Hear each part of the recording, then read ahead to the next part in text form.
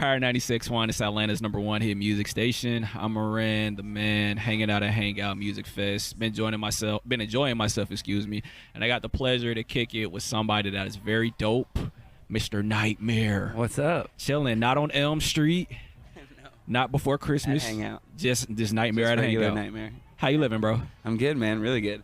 Yeah, we actually got in yesterday, which was nice. So we got to walk around and check out the festival a little bit, and yeah, it's just so nice. It was a little rainy, but everything it was still like, I mean, yeah. Where were you coming from? I had Washington D.C. on 2 nights ago. Or at Echo Stage, which was like just so amazing. Awesome, dope. Yeah. That's dope, man. The first time we really got a real glimpse of you was last year in our city. Yeah. You performed at Shaky Beats. Oh yeah, Shaky Beats. I was gonna say in the And opera. Yeah. you really killed it. And Shaky to Beats see was your crazy. because of you. Thanks, man. And to see how you've progressed from literally a year ago Yeah. today is definitely something inspirational. How do you take in all your success up to this point, bro? I mean, it's, I obviously, no matter what, I'm always gonna have goals that are like farther and greater from where I'm at. But I'm just super, super thankful. I've had like so many awesome friends in the industry and so many cool people that I've met who have really helped me out and supported my music and helped getting it out there to everyone. And obviously like an incredible team who's like, been able to put me in these places to be able to, if I wasn't on the Shaky Beats line, I wouldn't have been able to perform like that. Right. And like, getting in front of these people to build these fans and build this network and stuff like this. And, I don't know. I just always try to stay focused on like making music and like just stuff that I really, really enjoy, and just Right. trying not to like be too much influenced by the rest of, Right. Sounds like you the do more than industry and just stuff music like that. stuff. Like, do you do other things outside of music inspire your music? Yeah, I mean, the last year, especially like since Shaky Beats even, it's been like really like hectic. Right. I've probably done like, I think I did like almost 180 shows last year. So it's like I've been on the move like a lot, and it's been a cool learning experience, like learning to like, or just getting better at like writing music on the road, and like from writing in a hotel room or like a long flight or just all that kind of stuff. And As long as you got the opportunity to cook up, you're just gonna do it. Basically. yeah, you kind of just have to like learn to do both ways. And it's been awesome. Like I feel, I'm obviously incredibly blessed to be able to travel around and Right. and play my music for people. So Yeah, man, and it's really good, man. So, who are some of your inspirations? Who inspired you to really get in on this wave that you got going on, yeah. bro? I mean, I think it kind of changes a lot. Like not a lot, but obviously there's like huge superstars like DJ Snake. Like his album he just put out is like something that I really have a ton of respect for. It's got like dope Respect. hip hop You records. said you got respect for the album. Yeah, I mean, like, I mean, no, that's tight. That's it's tight. like he like, I could just tell he put a lot of work into it, and it's not just like a bunch of bangers. It's like, there's songs on there that are Right. like beautiful and like amazing, and like, I got to remix that "Here Comes the Night" song. It's like one of my favorites, and he's got like "For Life" with like Gashi and like that couple hip hop records that are amazing, dance Right. records that are amazing, like radio records that are amazing, and like, so that really inspired me to be able to, I always try to keep things very like diverse and like multi-genre, and like keep a little bit of everything in my sets, especially for like festivals like this. And That's dope. I feel like he does a really good job of that. And and then there's like technical side of things, like, I love Mr. Carmack and like that kind of like vibe, like those things are where it's like underground weird really cool stuff. Word. Like inspires me to kind of like, So you're like a low-key weirdo too, right? yeah, of Hey, course. I mean, dig I it. make so much music too, and I make Word. pop music, hip hop beats, like anything like I feel inspired to make, I just make it. And then 1 out of 15 songs comes out as a Nightmare thing. Like I'm pretty picky about what actually sees the light of day. I respect that. That just means that you really care. To me, you care more about quality over quantity. Yeah, which is yeah, pretty of good. course. And Out of everything that's like in your stash, because you got a lot of stuff out here, Yeah. what is the one that really means the most to your heart? like unreleased music, that I have? Anything, whatever you have. Well, okay, we'll say we'll make Something it that's out and something that's out. not Yeah, out. something that's out. What means the most to you? Oh man, I don't know. Maybe, I mean, like, I want to say Street just because that was one of the ones that I was like, this is like a song that I know I like it, and it's super weird, and I'm just gonna play it, and like hopefully people like it. Like you don't care. It's like, yeah, I don't even know. Like Clearly I made that think for this yourself. Sounds cool, but I don't even know. Like it's just weird, and you know that was the one that like kind of was able to, you know, like Skrillex started playing it, and just like all these big people started playing it and picking it up. But that one, I felt like I was like staying true to my like weird, cool music self. Dope. And then that's the one that, you know, ended up doing the best. And I feel like that's something I've definitely learned too as I've gone along. Is like, you know, trying to make music for like to please anyone other than yourself is like not gonna work. Like, you know, you can do it, but like in the end, the stuff that like it makes you the happiest or most excited or most inspired is like what's really gonna like, you know, make noise or like, you know, break through. I dig that. I dig that. I dig that. So if you don't mind me asking, as a producer, you have some crazy jams. What is like your go-to plugin, bro? My go-to plugin? What is your go-to plugin? This is tough. I'm trying to decide. Oh, it's tough. So I think Serum is like a synth that I use the most, like I would say. I don't know if you know Serum. I'm hip. Like Omnisphere is really dope. For synths, like I feel like Serum and Omnisphere are kind of the two that I end up using a lot.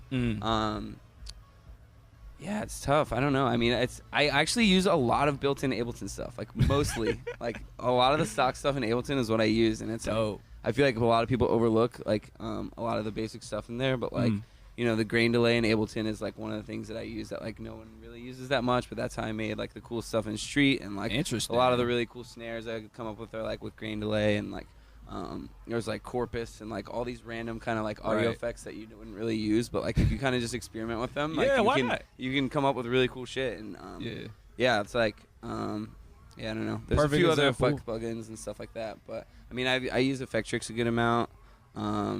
It's really cool. It's got like a really crazy like tonal delay thing in it that you can like a filter, or it's like, I'm trying to think of it's almost like it adds I mean it just adds like a tone, like a specific synthy kind of sounding tone to whatever you want. So, and then there's like kind of like a dry wet knob, so you can have it be like fully the weird synth sound or like fully the original sound, and you can tune it to whatever you want. So like if your song's in whatever F sharp or something, and you have like a weird sound, like a synth, and it's like not exactly in key, you can kind of put that on there, and like that's like Feel Your Love, you know, the one with Flux Pavilion. That whole song is like pretty much Effectrix, like the that vocal the tonal delay and like Effectrix, and I don't know. There's a bunch of random little things. It's like cool. It sounds to me that sounds like a perfect example of just using what you got. Yeah, exactly. You know, use what you got. It's amazing how far it can take you. Yeah. So now we got to step into the present.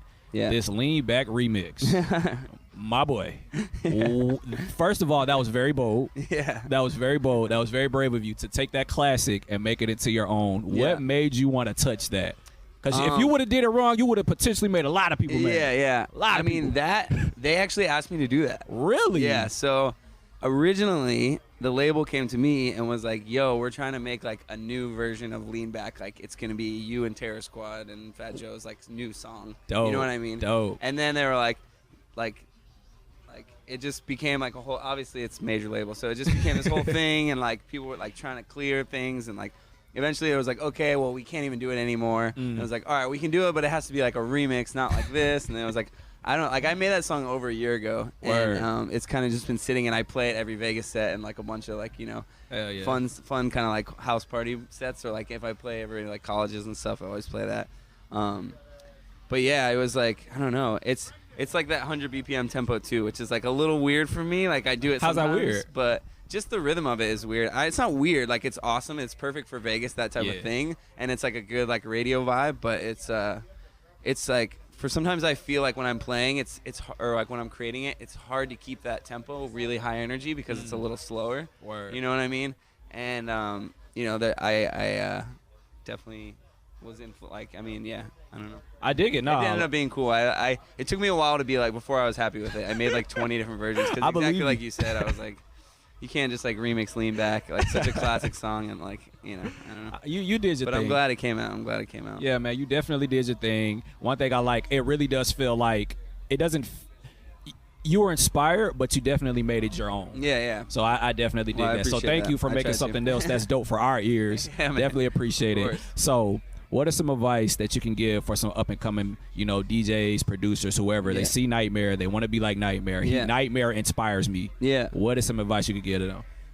I mean, when I get this question, I usually, kind of what I said earlier a little bit about, like, when you're writing music, I mean, if you see me up on stage and you're like, man, I really want to be able to DJ, like, DJing, you know, I love DJing and it's so much fun for me, but it wasn't like the thing that I was passionate about that got me into on stage there. You know, what got me passionate, or what got me up there, was my passion for music and like my passion for like creating new sounds and like innovating and like just trying to move music forward. So it's like, you know, nowadays especially, like to be able to get on these stages, like you kind of have to have music that people want to hear. Like, you know, you got to be able to sell tickets, and like that's how you're gonna sell tickets. So like, you know, I spent this whole time, like before I was like making any progress, being like, what can I make that like people will like, and then we'll sell tickets and like it'll be good. And it's like, you know, that's, you can't get stuck in that thought process, because the stuff that is going to be the best and the coolest and the like most original is the stuff that's like you are really inspired by, and like you know, you make to please yourself, not to please other people.